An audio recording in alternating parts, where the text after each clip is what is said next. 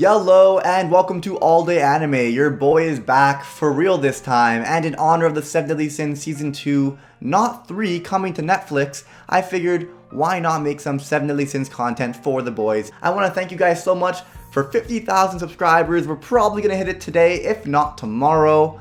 You guys are the best. I want to thank you guys for sticking with me throughout all my hiatuses and my experimental content. I love you guys. But anyway, today I'm going to be talking about the sacred treasures from the 7 Deadly Sins and attempting to rank them from weakest to strongest. Before I begin, however, I just need to shout out Naku for guessing my favorite JoJo main character and Bruno for guessing my favorite JoJo villain. Because after all, it was me, Dio. But anyway guys, let's jump into it. At number 7, we have the Holy Staff Korchos, also known as Bond's sacred treasure, which was stolen from him when he was captured by the Weird Fangs. Now, the reason why it's 7 is because he still doesn't have it. At least up until the point that I've read in the manga, he does not have it yet. So as of right now, its abilities are unknown, so by default I have to put it in the last spot, number 7, when in reality it could be even better.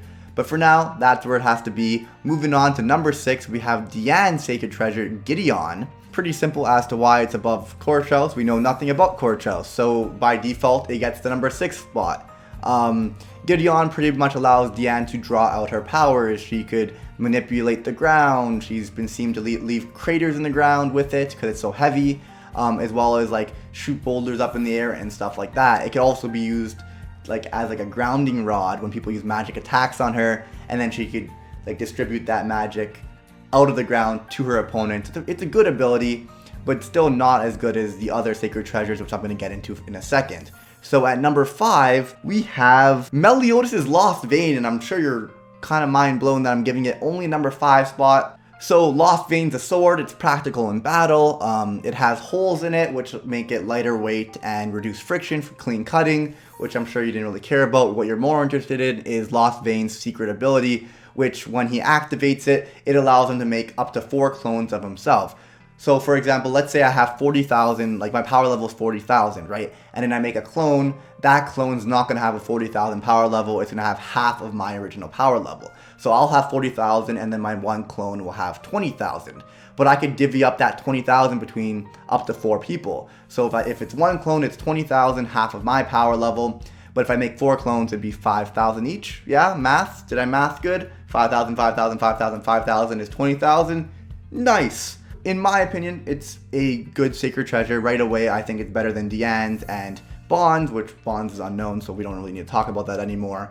But having 4 clones gives you an advantage in a fight. Being able to make clones obviously gives you an advantage, and each clone individually is able to use full counter, which is a huge threat against magical users. Now, the reason why it's so low. So let me give you an example. Let's say, do you remember the Cell versus Gohan fight in Dragon Ball Z? At first, Cell was fucking up everybody. It didn't matter if they fought them together or separately, Cell was stronger than everyone. And then Gohan powered up, and Gohan was way stronger than Cell. I find a lot of times in these type of shonen battle manga or anime, it's really usually one character overpowering the other pretty much relentlessly. It's very rare that they make it a close battle throughout or for a long period of time. So for my reasoning, I don't really think having clones will make much of a difference when fighting a strong opponent. When you're fighting someone weak, sure, being able to gang up on them will make a difference. Say I'm fighting someone on the street, me versus them, I might be able to win, but if 4 of them attack me, I'm going to lose. But that's the real world. In anime, the small difference in power level tends to make a huge difference. And if you're stronger than your opponent, you could take on probably 10 of them, right? Gohan could have probably taken on 5 or 6 cells, no problem, once he obtained Super Saiyan 2. The same way, Galand, it didn't make a difference how many Meliodases there were, right? Or how many of the 7 Deadly Sins were trying to fight him because Galand was stronger than them. The numbers didn't make a difference in the anime world. It may work specifically for weaker opponents like those monsters that attacked, King Arthur's village. I don't remember. But in my opinion, I just don't think this ability is going to be great against someone like Estarossa or Zeldris, for example.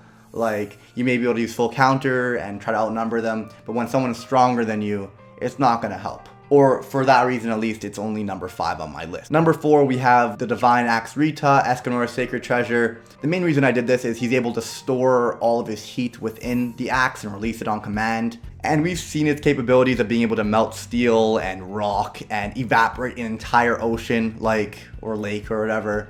It's intense. It's a one hit. It has a one hit capability. It's able to defeat an opponent that may be stronger than him with its ability. So right there and then, I think it's better than being able to manipulate ground or being able to create clones of yourself, because those things, I don't know if that would be definitive in defeating an opponent, while this axe, releasing all your power at once, may be able to help you defeat someone who's very, very strong. On the plus side, it's an ongoing theme that these guys keep on losing their sacred treasures, or don't have their sacred treasures when they're so valuable. That just blows my mind. Well, that'll never happen to Escanor because it's like Thor's hammer. He could call it to himself from anywhere in the world.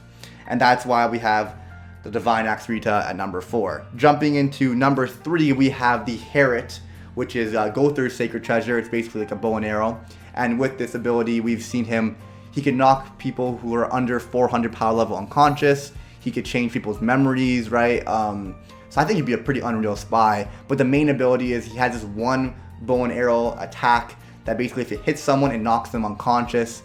And I think that's a one-hit KO, right? So I think that's a very powerful ability. We've seen it being able to knock Escanor unconscious, and for that very reason, I put the Herit above the Divine Axe Rita, because it has a one-hit capability. So jumping into number 2, we got Merlin's Alden, or whatever it's called. She could use telekinesis with it. She could see locations, right? Pretty small stuff, doesn't really matter. What is big, however, is she uses most of her spells with it, and we've seen how powerful her spells can be.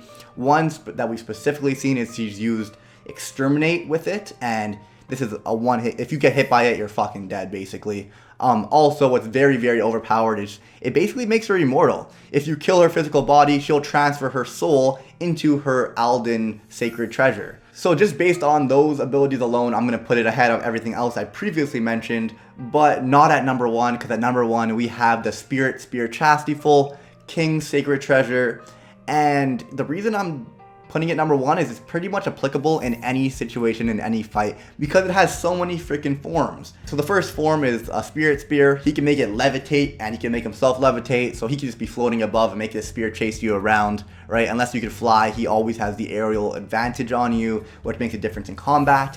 He has a form that turns it into a big pillow for defensive abilities. He could turn it into a pollen barrier for defensive abilities. He could turn it into 1,000 kunai or however many kunai that just chase you around and try to kill you. He could turn into a freaking sunflower for more destructive abilities. So pretty much it's applicable in so many different situations. It can be used in any battle, and it can really be used in very tactical ways to defeat your opponent. I think because of all the forms, I didn't even go into all the forms because there's so many of them, right? He could use it to illuminate stuff when he's in the dark or whatever. There's so many forms, I didn't bother going into them all, but it's so applicable in so many different situations. It has destructive capabilities, it's got defensive abilities, it's got offensive abilities. He will always have the aerial advantage with this sacred treasure. I don't need to go into all the forms just because of how applicable it really is. I hope you guys enjoyed. Tell me your own ranking down below. Of course, I'm just going off my personal opinion. But anyway, guys, it's time for the Briggs Q, YouTube's favorite Q&A series, if you didn't already know. First question is by Daniel Pin 7820. What type of person are ya? How many animals you got? And what was the dumbest thing y'all did in high school? Brofist. I'd like to consider myself a pretty chill guy. I like playing video games, watching anime, playing sports. What else? I'm a very ambitious person. I always try to pierce the heavens like my good man Kamina, even though he ended up getting pierced himself, if you know what I mean. But a little bit too soon. I know, too soon. What else? I've got 2 goldfish. They're 16 years old, which is insane, by the way. 16-year-old goldfish. Probably older than some of you guys. What else? And what does something stupid I did in high school? I can't really think of anything off the top of my head, but there was something stupid I did in elementary school.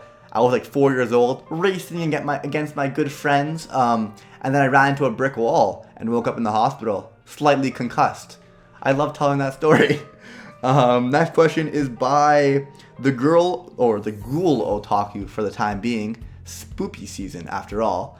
On a scale of he's the best character ever to I love him, how much do you like Shoto Todoroki? Just reading it out loud irks my soul. He's the worst character. And I you know what? I'm gonna explain why. I'm sure a lot of you guys have been wondering why I don't like Todoroki. Well, I have a bias, after all. Personal preferences do come into play. I've never really liked super strong characters unless they have a lot of ambition, or they're trying to get stronger, or they started off weak and then became strong later on through their hard work. What I see when I see Todoroki is I see someone who is gifted with a unbelievable quirk, which makes him obviously hard to relate to. And then on top of that, he doesn't even use his entire quirk. Of course, he has actually a decent backstory with daddy issues, but it just annoys me that he's kind of like, oh, I've got the strongest quirk. I don't even need to use half of my quirk to beat all you weaklings. I don't even need to try. I don't know what I want to do with my life. Fuck him. Honestly, I don't like him. The only thing I do like about him is his character design, but I think if he had a more eccentric personality, for example, he might be more likable. For example, I like strong characters that have some level of humor to them, like Bakugo or Saitama or Vegeta, for example. There's something about a strong character that just like bothers me if they were born strong or don't really work that hard or only use half of their freaking ability. Pisses me off. I'm getting triggered. Too spooky. Twitch comeback when? Honestly, I've been playing some Call of Duty lately. I should really just Twitch stream it. So maybe soon? I don't know. Sorry, spooks. Daria, what's your favorite Pokemon and Pokemon type? God damn. That's so hard. That's so hard. I really liked Charmander when I was young, but I wouldn't say fire types are my favorites. Like I really like water types now. I guess I'm just gonna go with Charmander and be a basic bitch. So other than Charmander, I'd probably say Swampert for my favorite evolution Pokemon, or evolved Pokemon. Mudkip's super cute, but Swampert's always been one of my favorites that I like to use in the games. And I also revolved my deck around him when I was young as well. Mad Iris, what's your favorite series that you think deserves more love? And Matt Trio basically answered my question below, saying I'm pretty sure he's gonna say Kenichi, because Kenichi's fucking amazing. It's a perfect balance of action scenes, underdog story protagonist, and it's got great humor. So I highly recommend you watch Kenichi. We got Jordan saying, who's your favorite Digimon? I think Agumon. Who's that freaking like yellow or orange dinosaur guy? I don't know. I didn't really watch much Digimon growing up. Adimplore, do you like the aspect of killing the main character at the end of the series? If yes, name 2 or 3 examples that you think did it right. I wouldn't really do it for like a typical shonen, right? Like, but it can be done right. I am a fan of it in certain situations. For example, Mr. Yagami or Mr. Spiegel. I'm just gonna say that like that so I don't spoil you guys, even though the shows have been out for like so long, so I don't really care anymore. What's your honest opinion on Nux's honest descriptions? Clearly, there isn't enough sarcasm in his videos. Also, the editor doesn't edit very well. HSK, how long does it take to find one meme? Not very long, since I make you guys find them for me. Gremon, how could you choose Dragon Ball over Haikyuu on Rap Cafe? Nostalgia, honestly. I've been watching Dragon Ball for like, I remember I was like 5 or 6, I was watching Dragon Ball Saturday mornings, right? It's hard to beat that nostalgia. In regards to Haikyuu, I think Haikyuu is amazing. It's my second favorite sports anime of all time. I do think everyone should watch it. However, the nostalgia just won me over on Rat Cafe. But anyway guys, that is the end of this video. I do hope you enjoyed. If you did, be sure to smash that like button, subscribe if you haven't already, hit that notification bell to never miss a video, and just like that, I will see you guys all next time, dudes. Oh, by the way, put your Briggs cues down below. Shinpaku.